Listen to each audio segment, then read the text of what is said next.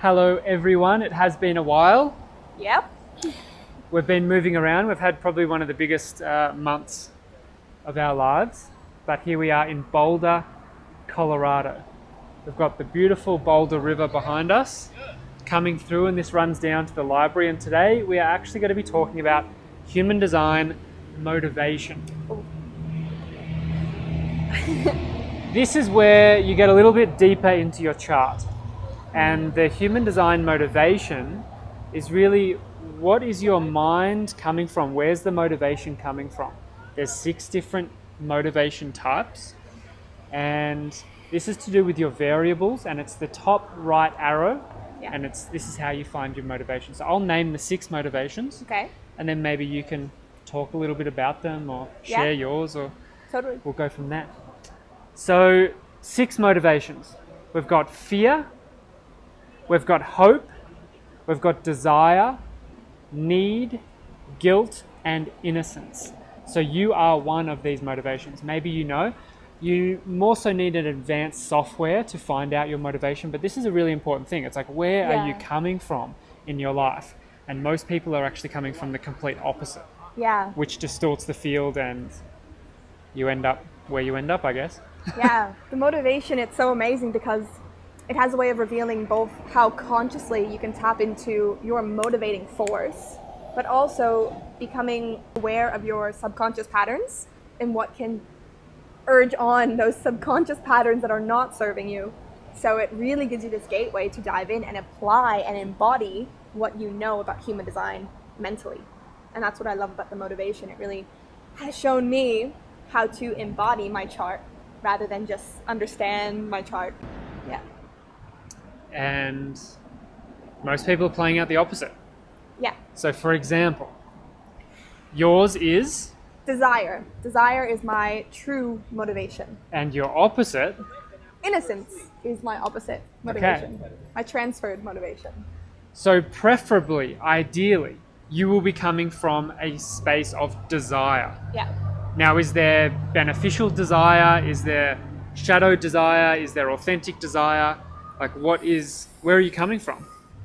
It's, I see it throughout all of my chart. And it's this soul urge, noticing what I'm drawn to and what I desire and moving in that direction, like with divine will and power.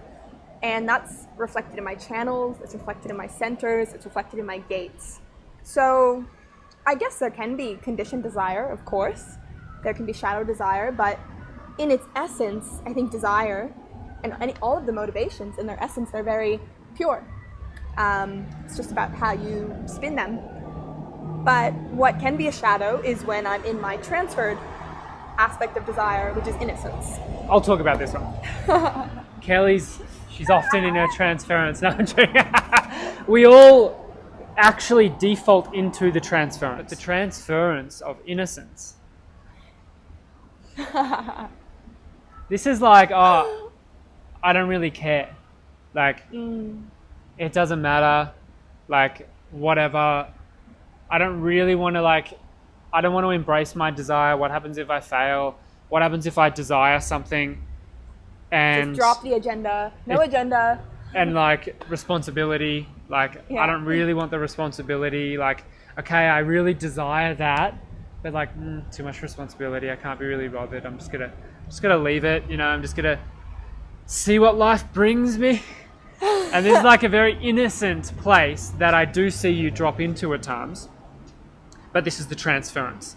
But then when I see your power and your embodiment come through, your desire comes through. Yeah. And this is like a fire. And that's and it just feels like in alignment. So it's really beautiful for us, for me, and you to have the awareness of you're in your authentic motivation, or okay, you're totally dropping out of responsibility here. Yeah. There's frustration. Yeah. It's okay, that's all right. Let's embrace that, but remember what your truth is. Yeah. Because when I'm stuck in my transferred motivation of innocence, not only am I denying myself the gift of my embodiment, but I'm also denying Charlie. I'm denying my friends. I'm denying my community, my clients. And I believe that this is the goal of human design, is how can we thrive as a collective of individuals who are empowered. So that kind of motivates me a little bit as well, as wow, I'm not only shorting myself, I'm shorting everyone around me. Yeah. Cool. So what about yours, Charlie? Let's talk mine? about yours. Oh, we don't need to talk about the transference. If we haven't told you what transference is, what is transference? What's that word? So transference, it's another word for conditioned self. So think of it, you have this pure stream of your motivation that wants to be flowing through you. And when you block off that stream, it transfers into a different pool, and that's the pool of your conditioned motivation. So think of your transferred motivation as your conditioned motivation. Okay. So we're going to talk about my transference? Of course. Okay, well, my motivation is I desire to talk about you. is hope. So mine is number 2, and it's hope. Yeah. Now, what is hope? Hope is like being hopeful of things and having a positive outlook and a deep level of trust. So it's like, oh, wow, okay. Like I can see myself either going into, wow, I really trust that, and I really trust my emotion right now, or I really trust my feelings here. I trust my career path. I trust this opportunity. And I can relax into that trust, and I don't have to be like, oh, I have to fix this and do this and do this and control everything. It's like this hope of just you know what? But it's a refined hope. It's not a total just floating down the river. Yeah. Everything's 100% going to be good. I'm just going to float down. That's sort of disempowered. It's like an empowered hope. So it's me knowing what is worth me really hoping for, and what's worth my energy, and what's worth me really trusting and allowing, I could go move that leaf in the river, or I just can trust that leaf is going to end up at the right spot. Yeah. So it's really trusting. And my transference is guilt. Now, the motivation of guilt is about wanting to fix things, making it better through your own directed power and awareness. And I can see this in Charlie as his transferred motivation. Once a week or something. Oh, once a year. Once a year. Hardly ever. Just wanted to clarify. Well, I noticed Charlie's transference at times, he can get a little bit caught up in trying to fix something without giving it the time to naturally solve itself. Okay. At times. Yeah, totally. So, we just bought some cooling mattress pads because it's super hot here at nighttime in Colorado. And we had this plan, we were going to get one and then another, and I just noticed that Charlie kind of jumped in and tried to fix it before we tried the things out. He was buying a second one and a third one rather than just taking it step by step. But I noticed that somewhat in you sometimes. I see that perk up, kind of not trusting your body. A lot of the time you do trust your body, but I noticed that, yeah. So what I resonate with most of what you're saying is the speed of things. Yeah. Sometimes, but I think that also comes from my root center. Yeah, true. And being a splenic projector, I do like to move quickly, and I've got this power coming through. And where I have my lessons to learn around motivation is slowing down. I'm very good at actually slowing down in my nervous system.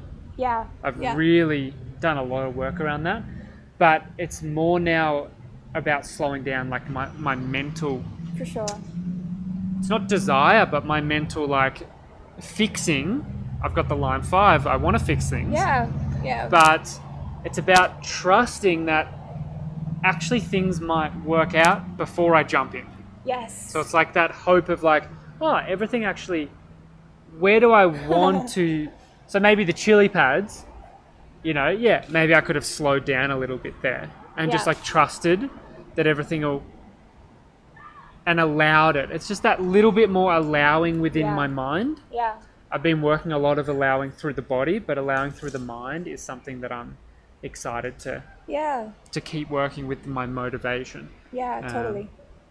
Yeah. Something I noticed when you said that is often, from what I've witnessed doing many charts for many people and knowing us, it's like your transferred motivation is actually there to help you strengthen your motivation. Yeah.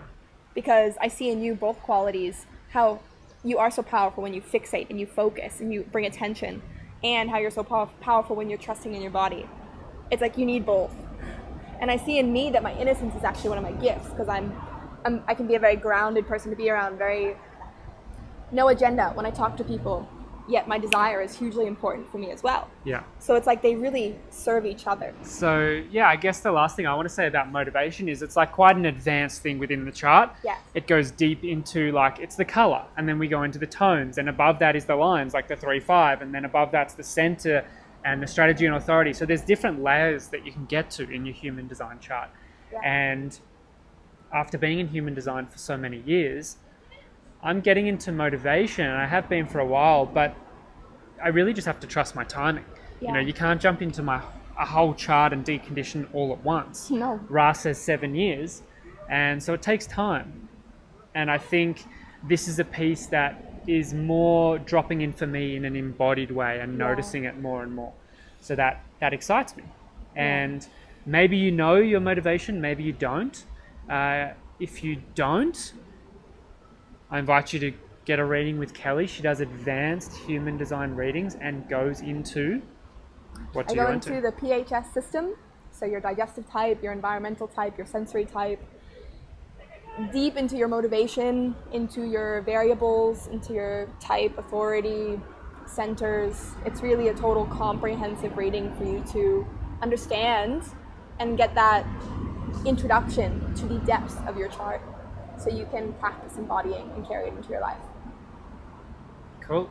So if that calls you, Kelly does a very affordable reading. The link will be below.